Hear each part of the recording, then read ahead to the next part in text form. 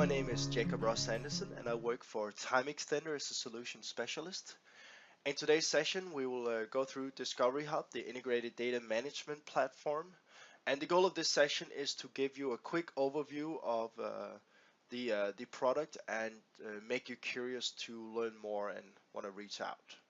Time Extender itself was founded over 12 years ago with a singular vision to simplify access to information for organizations.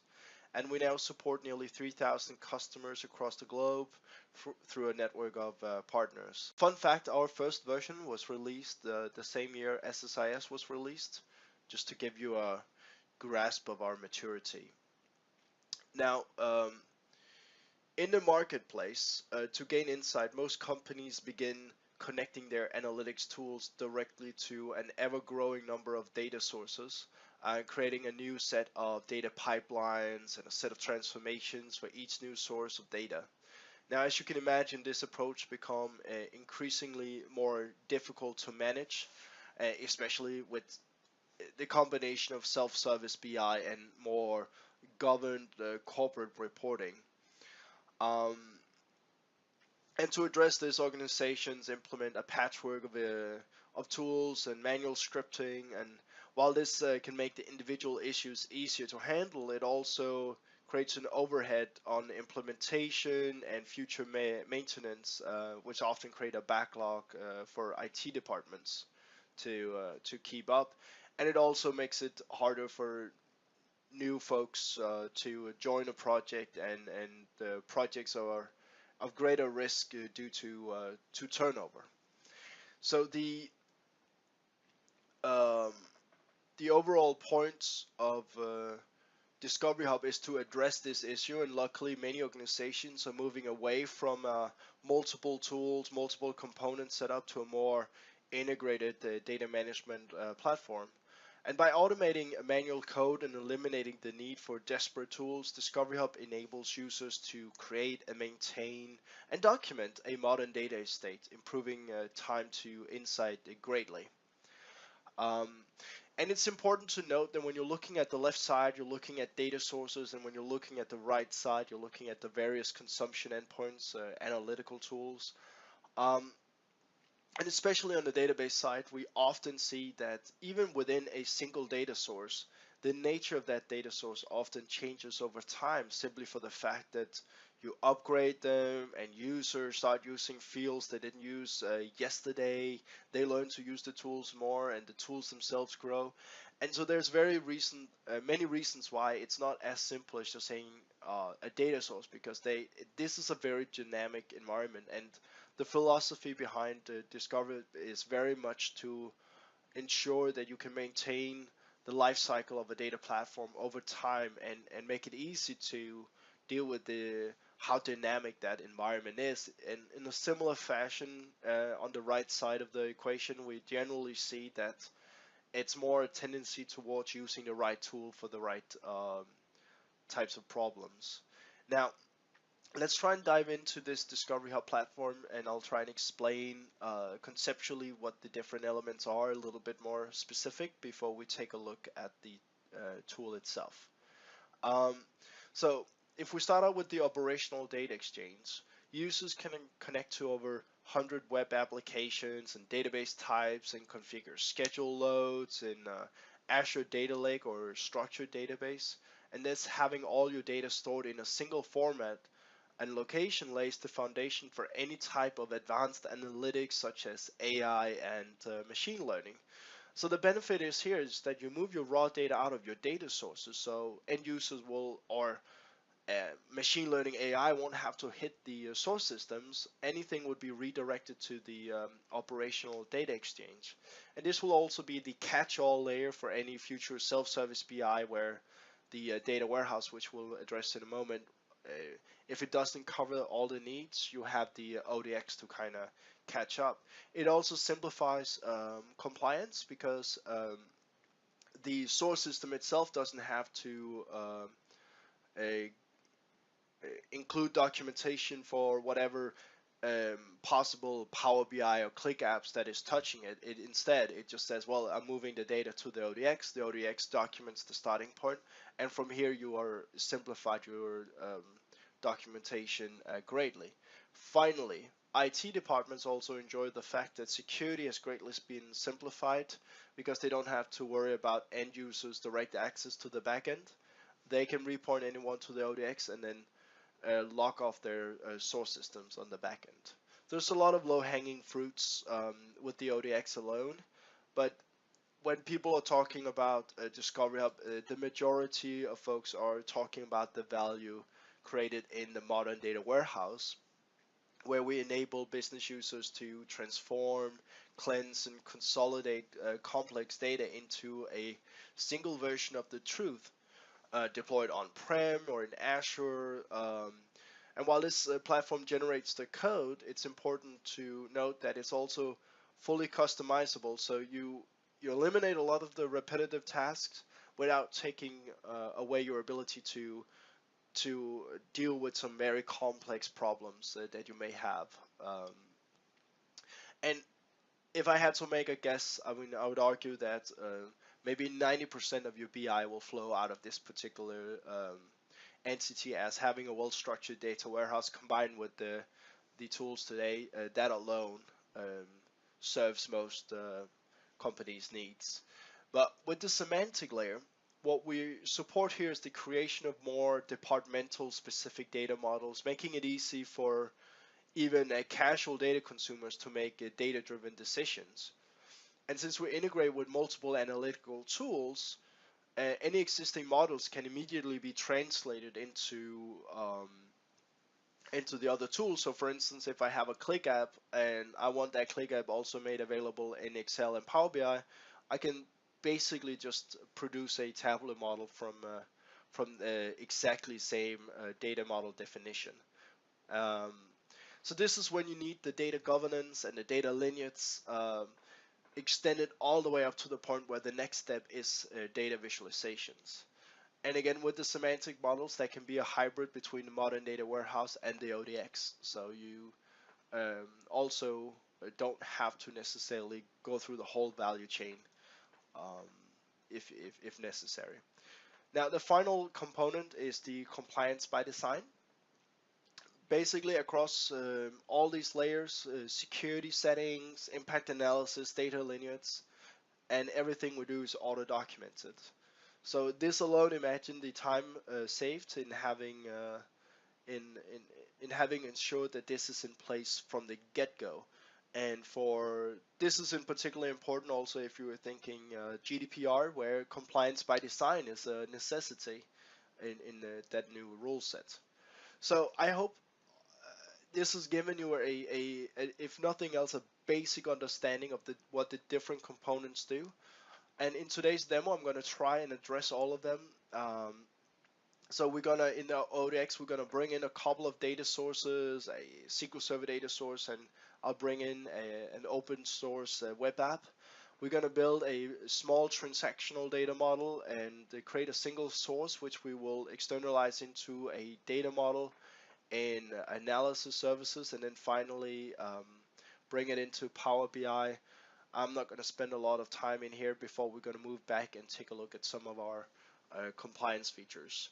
And as mentioned earlier, whatever I'm going to be doing in today's demo, it will look exactly the same whether we're working on-premise or in Azure, or if you have your ODX and modern data warehouse on-prem and then the semantic model in the cloud, that's perfectly fine. So we're going to jump straight into our Discovery Hub. And here you can see the physical representation of our data model. So here we have our data sources in the bottom. We have my operational data exchange. I have my modern data warehouse, and I have my semantic layer. And this is really all we're going to focus on in today's demo.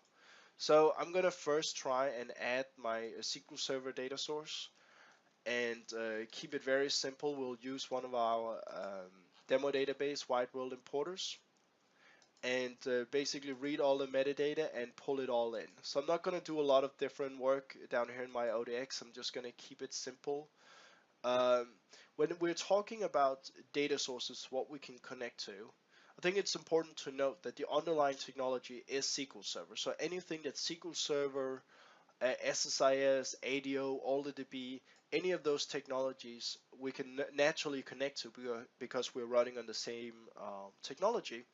But we also have an agreement with CData, so any of their, I don't know, 105 data connectors you get within the package. So if you have, and this is in particular web apps that they do really well.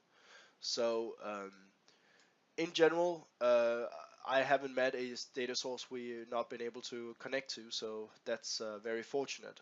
Let me give you an example here. We have my open exchange rate. I'm going to name this exchange, and there we go.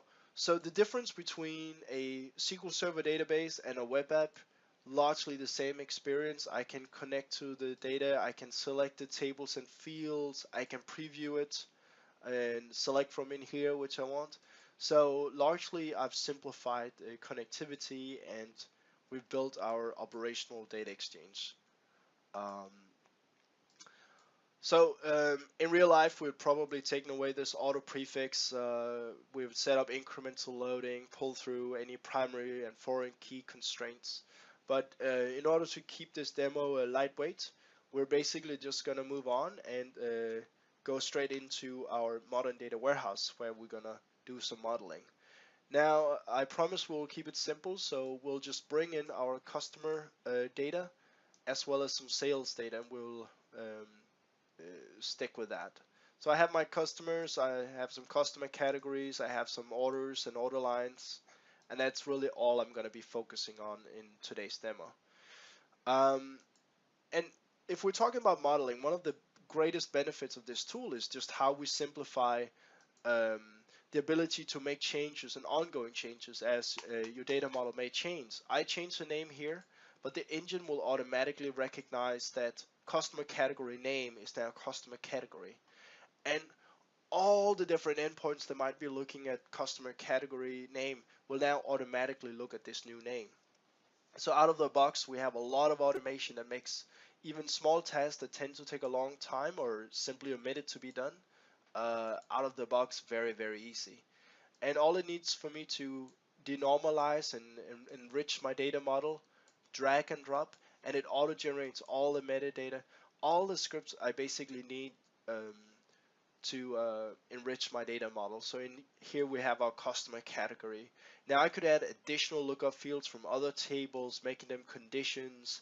I can create a field transformation and even use this field transformation to join to other tables that I want to bring onto this table. In other words, we've embedded a lot of really cool logic in here to make it your life easier, and you can centralize your business logic to where it actually belongs. If I had to show you an example of customization, let's try and create a new field here and um, and get a feel for how it would be when we need to solve issues that are naturally outside the scope of automation. Like, for instance, creating a calculation that's not something we can automate per se. We can give you the framework in which you can create this. So here I'm going to drag in my quantity multiplied with unit price, and this in itself is just pure T-SQL. There's no difference here than what we would write in SQL Server Management Studio. But again, we're wrapping automation around it so that if unit price in the future needs to be moved over to, for instance, tax rate, just drag and drop, and then you can adjust your store procedure, user-defined function, script action, custom view, field transformation in this example out of the box in a few seconds. And this also pertain to ongoingly, let's say we have changes to a data model so that unit price actually becomes unit price US dollars. Well, even though I wrote it as unit price, we can see here that the engine recognized that change and automatically updates the script to look at the correct field name. So just imagine how much time and effort and planning that um, we don't have to do. And if I want to make changes, I mean, I can of course go in, go down, change my data model to whatever I need. I can rename. So there's a lot of things I can do out of the box, but I don't have to do this all manually. I can do things in bulk.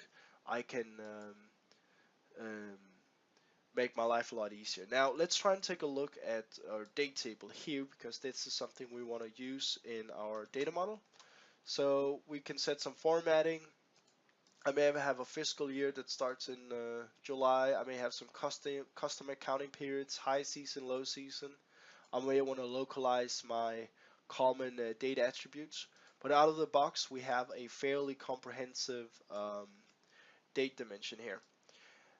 And I think this is a good example of the nature of this tool. We give you something that most folks would enjoy, without taking away your ability to then further customize and enrich this model to fit your local needs. And in general, just to make that point completely clear, if I want to customize, as I've already mentioned, there's a lot of options from out here on the left side that we can tag on to any object up here in our tables tree. But on the individual tables, if I really need to make something happen or just want to understand what's going on, I can go down to the lowest level and even adjust this if I want to. So in other words, this is definitely not a black box. You get to enjoy all the automation, all the auto compliance, without taking away your ability to localize if you have needs that goes beyond what we can automate. Now, at this point, I have a data model. I'm really satisfied with it, and for those listeners that are deeply embedded in star schema base, you'll have to forgive me for keeping it denormalized. Sorry, not creating a full star schema here. We're gonna normalize. We want to keep it normalized. That's my point. So we have here our data model, and now I'm gonna bring this into my semantic model, and we're gonna create a new one. We're gonna call orders, and from here we're gonna connect to our different endpoints. In this case, we have two, and we're gonna focus on my modern data warehouse, and then we're going to bring in the tables and fields that we want. So as remember, I mentioned this is where we're going to be a little bit more specific, focusing on what is it they're trying to achieve in this particular model. So this will turn out to be a tabular model in our case. And notice I'm just bringing in my order ID here. I choose this relationship, and the engine automatically recognizes that I need customer ID to fulfill the need of the relationship um, between the two, and I can then further adjust this to change the cardinality or the filter direction. But out of the box, it always makes sure to maintain the data model so that I'm not gonna look at a broken model. I can also localize here and enjoy that. If I need to fit the need of a certain report already, I can do that without having to make that change physically in the data warehouse. Um, and I think we have our date table here, and I just want to quickly show how we can generate a date hierarchy. So I'm just gonna bring in some additional data here, and in this particular example, this is gonna auto-generate DAX by creating a hierarchy. But if it was click, it would have just been a drill down dimension. It's the very same concept. Now, for a month name, we generally don't want to start the year in April. So in order to avoid this, we're going to go in here and sort by month, and that way we ensure that everything is running as we would expect. So all remains now for me is to specify where I want this data to land. In this case, it's going to be a tabular endpoint, and we're going to call this one our webinar orders, and we're going to connect to my favorite server.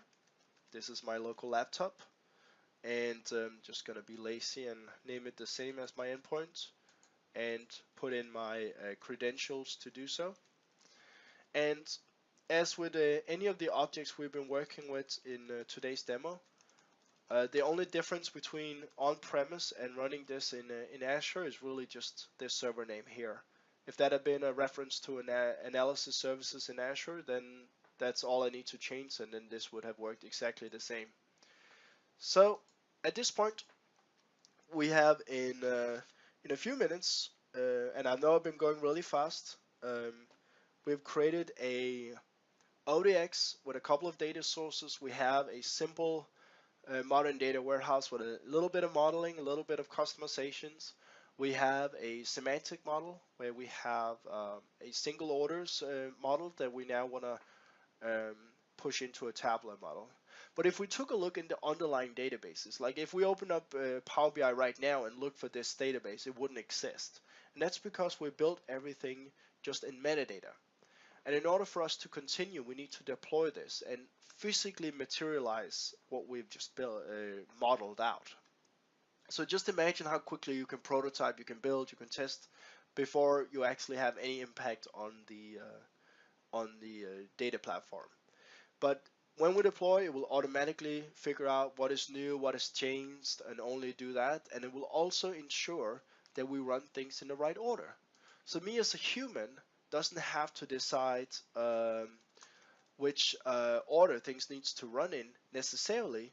I can um, I can let the computers do what they do best, and that is to compute. So if we take a look here, our optimizing algorithms will now deploy tables, and this, remember, this is the full wide world importers database. You'll notice here how it may skip. It just did this. It recognized the security roles. I don't need to run those initially. And the same thing from an execution perspective is that it recognizes the fancy word is object dependencies. Returning back to my point is that I don't have to specify order of operation. I'll let the engine recognize relations logic and then run things as efficiently as possible. And over the time, it will gonna recognize that some tables grow faster than others. You're gonna introduce new data sources or logic that will change the effectiveness of this. Notice down here we have a big empty gap. This indicates to me that we have a large table being processed, probably a good candidate for incremental load. But while that one big table is being moved from the data source into our ODX, we actually finished processing our tabular model before we finished processing this. And this is because the engine recognized that this tabular model weren't relying on this particular set of data. So out of the box, you get a very efficient data load. We just ran everything in 1 minute and 6 seconds, and this is an 8 GB RAM laptop. So now we're gonna go over here and check our Power BI and take a look and see if we can get some data and find the newly created webinar model here. So we're gonna go to our localhost tabular where I placed the database earlier, and we'll create a live connection to webinar orders. And I'm not going to turn this into a Power BI demo. I just want to verify that we actually have data, and I'm going to try and use our calculated fields and lookups. And now you can see out of the box we have a fairly nice looking chart look at order amount by customer category. So we definitely have data, and if someone should ever ask you where's order AMT coming from, that might be a foreign name to them. If we move back to Discovery Hub, we can find that particular field and do a quick visualization of the data lineage. And because we maintain the data lineage, we can visualize it. We can, across customization, even show how things has changed names and basically pinpoint where a given attribute is coming from. This is also a navigation window for developers to quickly jump to the attributes that they need to work with, um, making life a lot easier, especially for new developers that just joins a project to quickly figure out what do they need to do. Maintaining the data lineage also means that if I wanted to create a scheduled refresh, I could easily say just schedule refresh on this particular tabular model, and it would automatically and ongoingly maintain all the different tables and logic that goes into this. So completely streamlined and ignores anything else that has nothing to do with this particular model. From a compliance perspective, I promised that we are fully documented. So we're going to just generate a documentation of what we built here today.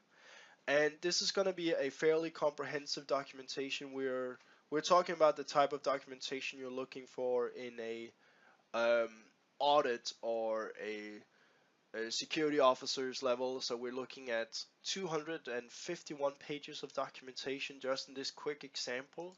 So no one can ever claim you're not documented. And we're talking down to every field level, index level, how is stuff related, data types, lineage to where they came from, and even our semantic model is fully documented. So I didn't have to then jump between Management Studio and SQL Server data tools and figure out how to document my different endpoints.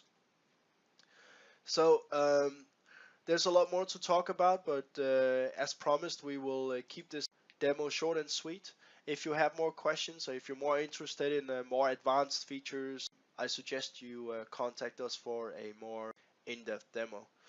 As a final takeaway, this is what I hope I've shown you is a sense of speed and flexibility without losing track of the governance. You're likely less dependent on your individual developers' capabilities using automation. It's also a matter of you upgrade Discovery Hub tomorrow and you might get improved logic and performance that you would have otherwise not gotten if you would have built everything in hand.